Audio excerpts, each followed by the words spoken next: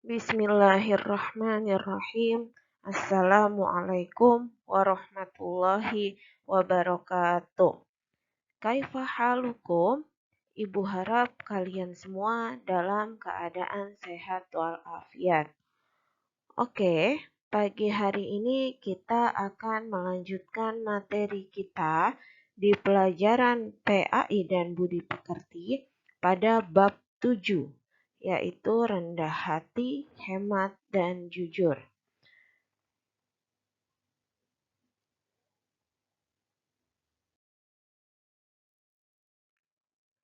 Kalian bisa langsung buka bukunya pada halaman 63. Sudah dibuka semuanya? Oke, kalau sudah Ibu akan menjelaskan pertama tentang rendah hati. Apa sih rendah hati itu? Rendah hati disebut juga tawadu, bukan rendah diri. Bedakan antara rendah hati dengan rendah diri.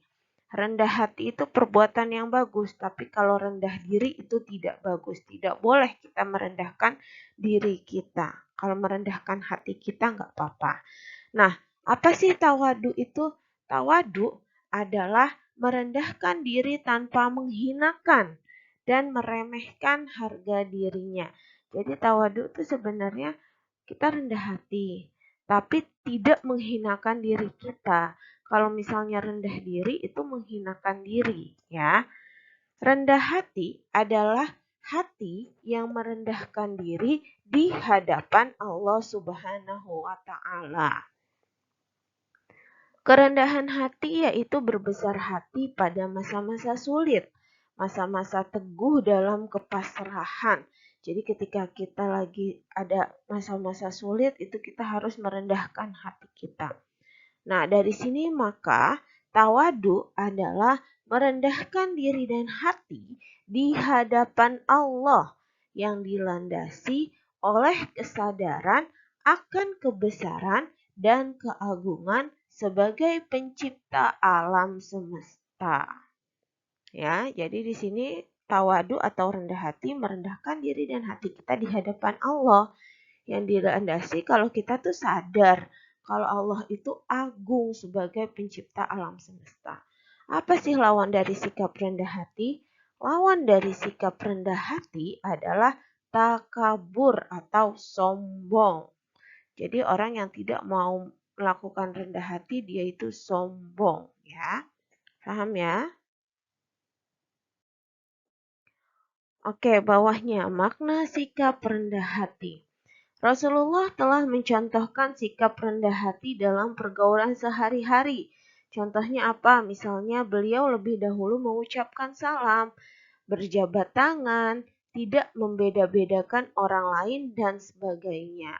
Jadi jika kalian terlebih dahulu mengucapkan salam atau menyapa teman kalian itu termasuk salah satu sikap dari rendah hati, ya. Rendah hati dapat menimbulkan rasa persamaan, menghormati dan menghargai orang lain, sikap toleran, sikap solidaritas sosial, dan cinta kepada keadilan, serta siap menerima kritik dan bersikap demokratis. Ini manfaat dari rendah hati. Dia dapat menimbulkan rasa persamaan. Jadi jika seseorang melakukan sikap rendah hati ini, maka yang semuanya itu akan menimbulkan rasa persamaan. Oh, kita nih sebagai manusia itu sama. Tapi tetap menghormati dan menghargai orang lain. Jadi meskipun kita ini kedudukannya sama, tetap saling menghormati dan tetap saling menghargai. Tetap juga melakukan sikap toleransi, saling menghargai dan sikap solidaritas sosial dan cinta kepada keadilan dan siap menerima kritik dan bersikap demokratis. Nah, selanjutnya, sikap takabur atau sombong, lawan dari rendah hati, itu dapat menimbulkan sikap dengki, marah, dan egois. Jadi kita nggak boleh mempunyai sikap sombong atau takabur. Kenapa? Karena itu dapat menimbulkan sikap dengki, marah, dan egois. Selanjutnya nomor 2, hal-hal yang harus dilakukan untuk menumbuhkan sikap rendah hati. Apa aja sih yang harus kita lakukan agar sikap rendah hati ini tertumbuh ada di dalam hati kita? Yang pertama, menumbuhkan dan menanamkan kesadaran dalam diri kita agar tidak bersikap sombong atau takabur. Yang kedua, menumbuhkan dan menanamkan kesadaran tentang proses penciptaan manusia. Yang ketiga, sadar bahwa hidup di dunia ini hanya sementara. Yang keempat, menghindari sikap bermegah-megahan. Yang kelima, bersyukur. Yang keenam, pemaaf. Dan yang terakhir, penyabar. Ini ada 7 hal yang harus kita lakukan untuk menumbuhkan sikap rendah hati dalam diri kita. Paham ya? Selanjutnya, 3. Hikmah sikap rendah hati. Ada banyak sekali hikmah sikap rendah hati, namun di sini yang dicatat hanya 3. Yang pertama, dapat membuat orang bertambah mulia. Seseorang yang mempunyai sikap rendah hati, dia akan terlihat lebih mulia. Yang kedua, dapat menghindarkan manusia dari sifat sombong. Dan yang ketiga, akan ditinggikan derajatnya oleh Allah, ya.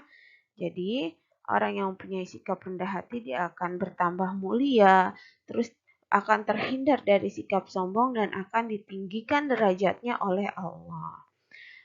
Selanjutnya, sikap rendah hati Rasulullah yang patut dicontoh. Apa aja sikap-sikap Rasulullah yang patut kita contoh? Yang pertama, Rasulullah sangat bersikap rendah hati dan sopan terhadap semua orang. Jadi bersikap rendah hati tidak hanya ke satu orang saja, melainkan ke semua orang. Yang kedua, Rasulullah berusaha sekuat tenaga supaya kaumnya maju dan tidak terbelakang.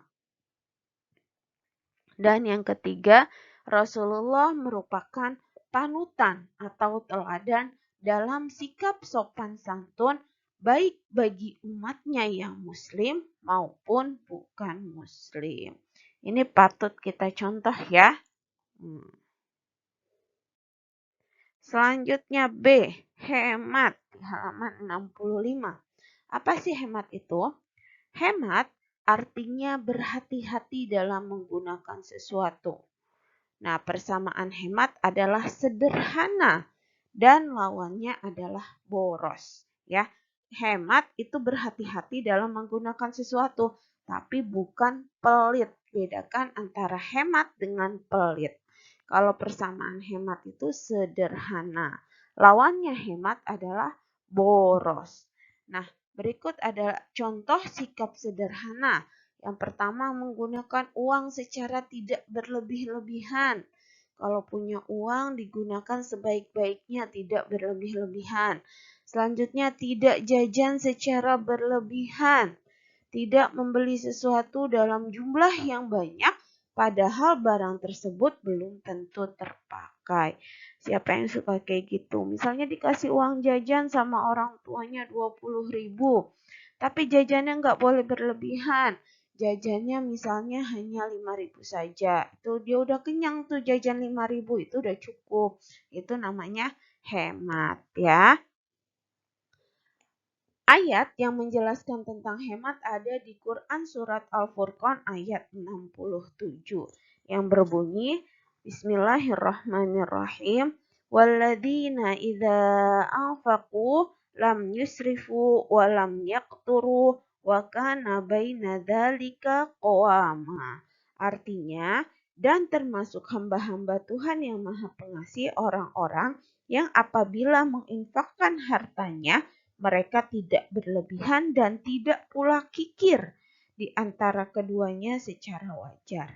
Jadi di sini kita tuh tidak boleh berlebihan tapi tidak boleh juga kikir atau pelit. Nah, jadi sederhana aja. Punya uang, dikasih uang jajan 20.000, 5.000-nya buat jajan, 5.000-nya buat infak atau sedekah boleh. Yang penting tidak berlebihan nggak langsung dijajanin semua 20.000-nya dan nggak pelit juga. Nggak pelit tuh berarti dia nggak mau sedekah padahal punya uang ada, itu nggak boleh ya. Selanjutnya, berperilaku hemat bukan berarti kita dilarang hidup berkecukupan atau kaya. Nah, kita bahkan diperintahkan untuk mencari nafkah atau harta sebanyak-banyaknya agar dapat memperoleh kesempatan untuk beramal dan beribadah. Nah, kalau kita disuruh untuk hemat, tapi bukan berarti kita nggak boleh hidup cukup, kita nggak boleh hidup kaya. Beda ya. Kalau kita hemat, kita boleh hidup kaya. Bahkan kita itu diperintahkan sama Allah untuk mencari nafkah atau harta sebanyak-banyaknya untuk apa? Kita niatkan untuk beramal dan beribadah. Ya Allah, pengen punya uang yang banyak biar aku bisa bangun masjid. Nah, itu bagus. Ya Allah, pengen punya uang yang banyak biar bisa ngasih santunan ke anak yatim. Itu bagus. Itu nggak apa-apa. Ya, beda lagi kalau kamu pengen kaya tapi bukan untuk beramal, bukan untuk beribadah, itu salah ya. Selanjutnya, berikut upaya untuk bisa tetap berperilaku hemat. Ada beberapa upaya agar tetap bisa berperilaku hemat. Yang pertama, istiqomah. Istiqomah itu adalah terus-terusan. Jadi amalan yang dikerjakan secara terus-menerus meskipun sedikit, itu namanya istiqomah. Ya, kayak misalnya istiqomah kamu baca Al-Qur'an. Baca Al-Qur'an itu paling tidak sehari, misalnya kamu baca hanya 1 lembar. Gak apa-apa cuma 1 lembar, tapi kamu istiqomah dalam membaca Al-Qur'an. Tiap hari dibaca. Itu namanya istiqomah. Jadi tetap mengerjakan secara terus-menerus walaupun sedikit. Kamu istiqomah dalam sedekah. Sehari sedekah 2.000 nggak apa-apa, tapi tiap hari kamu sedekah. Itu namanya istiqomah. Nah, yang kedua, ifah atau bersahaja. Bersahaja itu tidak mengikuti hawa nafsu, ya, itu bersahaja. Selanjutnya yang ketiga, musawamah atau sikap sepadan. Jadi kamu paham kalau sesama manusia itu sama, ya, sepadan, sejajar, ya. Oke, paham ya? Selanjutnya ada hikmah berperilaku hemat. Apa sih hikmah berperilaku hemat? Yang pertama, dimuliakan dan dicintai oleh Allah Subhanahu wa taala. Yang kedua, dapat ditinggikan derajatnya oleh Allah Subhanahu wa taala. Yang ketiga, semakin dicintai dan dihargai oleh sesama makhluk hidup. Yang keempat, mendapatkan keberkahan dalam hidup. Yang kelima, bisa meraih semua impian-impian yang ingin dicapai. Dan terakhir, harkat dan martabatnya akan semakin meningkat. Ya, jadi kalau kita berperilaku hemat, kita akan dimuliakan, dicintai oleh Allah, ditinggikan derajatnya, harkat martabat kita semakin meningkat, sama makhluk hidup juga makin dicintai dan dihargai. Kita dapat keberkahan dalam hidup kita dan kita dapat meraih semua impian yang dicapai. Paham semuanya ya? Kita beralih ke poin C, yaitu jujur di halaman 67. Apa sih jujur itu? Jujur atau benar adalah memberitahukan atau menentukan sesuatu dengan sebenarnya, menuturkan sesuatu dengan sebenarnya. Jujur tuh jadi kita ngasih tahu sesuatu dengan sebenar-benarnya. Lawannya sifat jujur adalah dusta, yaitu memberitahukan sesuatu berlainan dengan sebenarnya, walaupun tidak sengaja. Itu namanya tetap dusta atau bohong. Sifat jujur erat kaitannya dengan sifat adil. Orang yang jujur tentu akan bersifat adil. Dengan kata lain, keadilan adalah buah dari kejujuran. Jadi jujur ini sangat erat dengan kata adil ya. Keadilan adalah buah dari kejujuran. Kalau kita bersikap jujur, kita pasti akan bersifat adil. Kejujuran merupakan kunci sukses dalam pergaulan. Nah, jika anggota masyarakat berkata dan berbuat jujur, maka masyarakat tersebut akan tentram dan aman. Hubungan antar manusia akan berjalan lancar, akan tercipta kehidupan yang harmonis dan aman, damai dan tentram dalam masyarakat. Selanjutnya ada hal-hal yang dapat mendorong kejujuran agar kita bisa bersifat jujur. Apa aja? Bisa dibuka ya, ada di halaman 68. Yang pertama, membiasakan berbicara sesuatu dengan perbuatan. Yang kedua, mengakui kebenaran orang lain dan mengakui pula kesalahan diri sendiri jika memang bersalah. Yang ketiga, selalu ingat bahwa semua perbuatan manusia dilihat oleh Allah Subhanahu wa taala. Yang keempat, meyakini bahwa kejujuran merupakan sikap terpuji yang disenangi Allah Subhanahu wa taala. Dan yang terakhir, meyakini bahwa dengan berbuat jujur berarti menjaga dirinya dari hitamnya wajah di akhirat nanti. Seperti yang tertulis pada Quran surat Az-Zumar ayat 60 yang berbunyi, Bismillahirrahmanirrahim. Wa yaumal qiyamati taral ladzina kadzabu 'ala Allahi wujuhuhum muswaddah. Alaysa fi jahannam mathwal lil mutakabbirin. Artinya, dan pada hari kiamat engkau akan melihat orang-orang yang berbuat dusta terhadap Allah. Wajahnya menghitam. Bukankah neraka jahanam itu tempat tinggal bagi orang yang menyombongkan diri? Nah, jadi gimana sih biar kita bisa menanamkan sifat jujur dalam diri kita? Yang pertama kita harus membiasakan diri kita berbicara sesuai dengan perbuatan. Jadi nggak boleh dilebih-lebihkan dan nggak boleh berbohong. Jadi sesuai dengan apa yang kita perbuat. Terus mengakui kebenaran orang lain dan mengakui pula kesalahan diri sendiri kalau kita emang salah. Kalau kita punya salah, kita akuin, oh kita ini bersalah. Kalau misalnya dia yang benar, orang lain yang benar, kita akuin juga kebenaran orang lain itu. Selanjutnya kita harus selalu ingat kalau perbuatan kita itu pasti dilihat oleh Allah, dicatat oleh malaikat. Kanan kiri kita ada malaikat yang mencatat semua perbuatan kita.